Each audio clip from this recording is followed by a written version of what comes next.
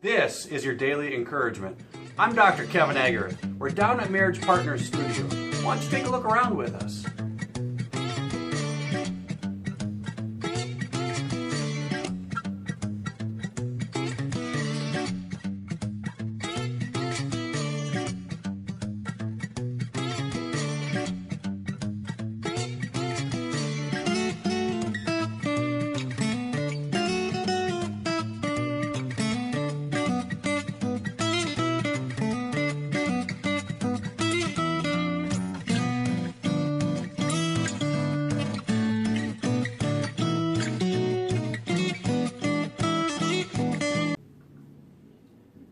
Hi guys, I'm Dr. Kevin Agarth, and this is Marriage Partners Ministries.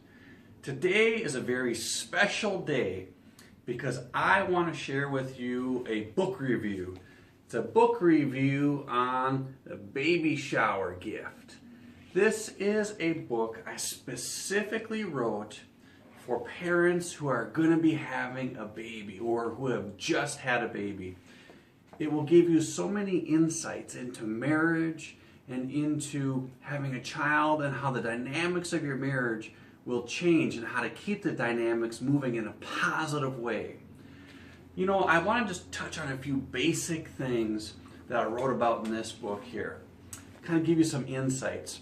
See, when parents have a baby, they have financial pressures, they have time constraint pressures, oftentimes they have pressures relating to their careers because generally they're fairly young in their careers.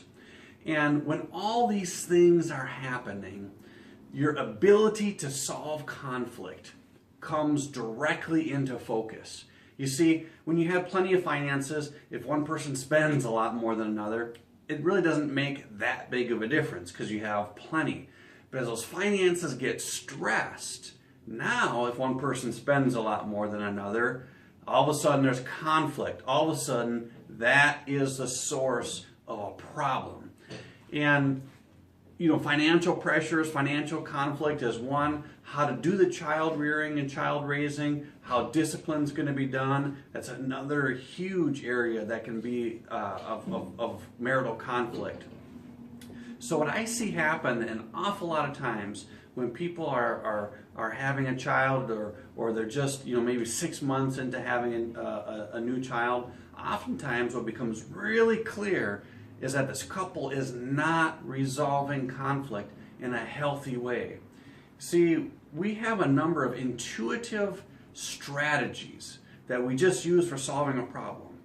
There's two real common ones. One is the dictator strategy. This is kind of a go-getter sort of a personality style. They want to get things done. They're a little bit more demanding, and that style we call a dictator. Another style, which is very, very common in resolving conflict, is the capitulation. That's the type of person that just kind of gives in. They don't like conflict. They don't want any problems. So they tend just to give in and let the other person have their way. Now, in our study course here on marital negotiation, there's a workbook, and it'll help you to identify your style or your strategy of resolving conflict. And there's several different strategies in there. You see, you might say, well, what's wrong with being a real go-getter? What's wrong with having more of a dictator sort of strategy? Well, what happens is you generally get your way in the short term, long term not necessarily, but in the short term, and it comes at the expense, so it's at the expense of your spouse, and the spouse will tend to fall out of love with you. Now let's take a look at the capitulation. That's where you just kind of give in. You don't want any conflict. You just kind of give in and let your spouse have whatever they want. What's wrong with that style? Although it seems very selfless, it actually is selfish. Most capitulators, they don't want to handle the conflict. They don't want to resolve it. They get nervous. And so for selfish reasons, they give in to their spouse. What happens is their spouse gets their way, the capitulator does not get their way, and that life decision, whatever decision that was, whether it was finances or whatever it is that you just gave in on, now you have to live with that day after day after day, and it grinds on the capitulator. the capitulator in their own heart, they're creating resentment and they're destroying romantic love in their own heart. And oftentimes, their spouse doesn't even know that that's happening. And so we see that the pressures that come with having a child really ramp up the need to be resolving conflict in a way that creates and sustains romantic love. It's so important. This course here will help you with your marital negotiation. It'll help you to make your marital decisions in a way that builds the marriage. It'll help us to, this here will help you to identify what's your personal style of conflict. How do you personally handle it? What's your just intuitive method? And you'll see if that method works or doesn't work, if it's creating a win-lose situation or if it's creating a win-win situation. And then the workbook will give you some conflict scenarios that are not your own, so you can begin to work on other people's problems and you can follow the strategy and begin to learn that new skill set. I think probably one of the next biggest problems that we see with young couples that are having, perhaps their first baby, is with regard to the meeting of each other's emotional needs. See, a lot of times we meet each other's emotional needs when you're like first dating, just out of intuition. You're not really planning to do that. It just kind of comes naturally to you. But when you have a baby and your time is pressed and you get really busy, maybe you're under stress, it's harder to meet each other's intimate emotional needs intuitively or naturally. And so what I see happen all the time is people stop meeting their spouse's needs as much. And they stop focusing their undivided attention on their spouse, and they start focusing more of that attention on the children. In fact, a lot of times couples will place the children first above the marriage. Now, if you were to ask them, they'd say, "Oh, no, our marriage is very important." But in practicality, in real life, they're constantly putting their children's priorities ahead of the marriage. And when you do that, it's just a matter of time. It doesn't happen right away, but it's just a matter of time, and the marriage will be destroyed. The romantic love will be completely gone, and the love is that provides the motivation for people to be in the marriage. That's why people get married in the first place. So when the love's gone, the motivation is gone, people's desire to work on the marriage will be gone. So it's really important to focus on the health of the marriage, to focus on sustaining that romantic love. When we have children, when the children come into the picture, we have to remember that even for their own good, we have to prioritize the marriage, even ahead of the children. And it is for the children's own good, it's for the marriage's own good, it's for our own good. There's another policy I call the policy of 14 hours. And this will help us to give the right amount of time to our spouse. We go over that in the home DVD study course, which teaches us how to sustain romantic love. That policy of 14 hours is in there.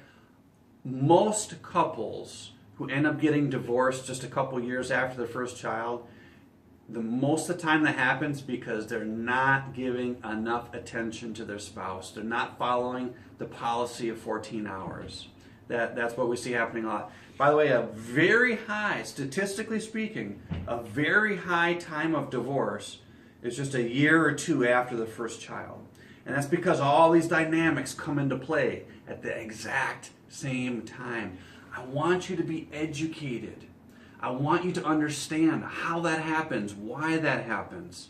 I want to partner with you. That's why we call it Marriage Partners Ministry. I want to partner with you for you to have an awesome marriage that lasts a lifetime. And I think this will really help you to do it. Another major point of this book is that oftentimes couples will say, well, listen, we got so much going on. Our finances are already tight. We don't want to spend money to learn about resolving conflict. We don't want to spend money to learn about how to stay in romantic love. We don't really think we probably need that at this point. And, if our marriage really gets in trouble, then we'll be really motivated and scared, and we'll be motivated to really do something then. At this point, we don't want that. And so what we're talking about is the issue of motivation. And I touched on it just briefly a few minutes ago. You see, that's mistaken thinking. It's a mistaken idea that if we have a lot of marriage problems, then we'll be super motivated. You see, when you fall out of love, it's so gradual over such a long period of time that you hardly know what's even happening to you until it's almost too late. It's never too late, but almost too late. See, when you lose love, emotional love, right along with it, the motivation goes out the door at about the same pace. It happens so gradually. So by the time you realize, hey, we got a major problem here. Hey, I'm not even sure if I love my spouse anymore. At that point, your motivation is so far gone that people generally don't want to spend any money on getting a program. They generally don't want to take a lot of time to learn things. They generally don't want to put much effort, maybe a little bit, but not a whole lot of effort into it. They want their spouse to put lots of effort into it, of course.